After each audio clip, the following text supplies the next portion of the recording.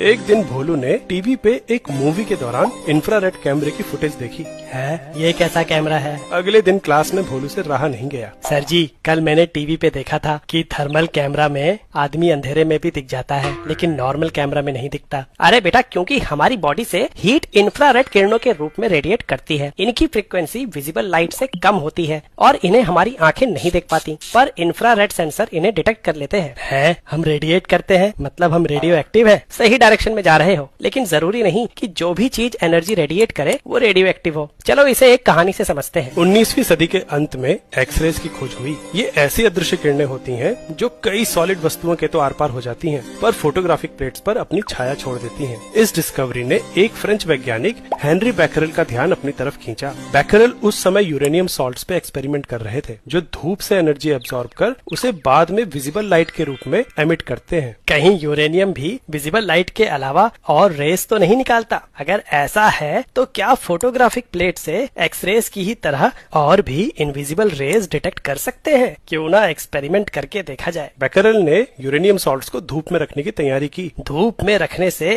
Uranium salts energy absorb कर लेंगे। अगर बाद में इनसे एक्सरेज या और कोई अदृश्य किरणें निकली तो नीचे रखी हुई फोटोग्राफिक प्लेट पे निशान बन जाएगा, लेकिन विजिबल लाइट को फोटोग्राफिक प्लेट पे पड़ने से रोकना होगा। विजिबल लाइट को रोकने के लिए बैकरेल ने फोटोग्राफिक प्लेट को एक काले पेपर में लपेटने का निर्णय लिया। एक्सपेरिमेंट के लिए सामग्री तैयार है, पर किस्मत को कुछ और ही मंजूर था। उस दिन धूप ही नहीं निकली। हताश बैकरेल ने सॉल्ट और काले पेपर में लिपटी फोटोग्राफिक प्लेट को एक साथ अलमारी में रख दिया। जब कई दिनों बाद उन्होंने अलमारी में से इनको निकाला और फोटोग्राफिक प्लेट्स चेक की तो उनके होश उड़ गए। यूरेनियम सॉल्ट ने बिना सनलाइट में एक्सपोज हुए फोटोग्राफिक प्लेट पे निशान बना दिए थे। अरे, बिना सनलाइट एब्सॉर्ब किए निशान कैसे बन गए? कहीं यूरेनियम बिना एक्सटर्नल एनर्जी सोर्स के खुद की ही एनर्जी तो रिलीज नहीं कर रहा? ऐसा ही था। जाने अनजाने में बैकरेल ने एक नई खोज कर ली थी। बाद में एक्सपेरिमेंट्स में पाया गया कि जब किसी हैवी एटम का न्यूक्लियस अनस्टेबल होता है, जैसे कि यूरेनियम या थोरियम, तो वो अपने आप को स्टेबल बनाने के लिए अपने न्यूक्लियस का एक छोटा सा हिस्सा, जैसे अल्फा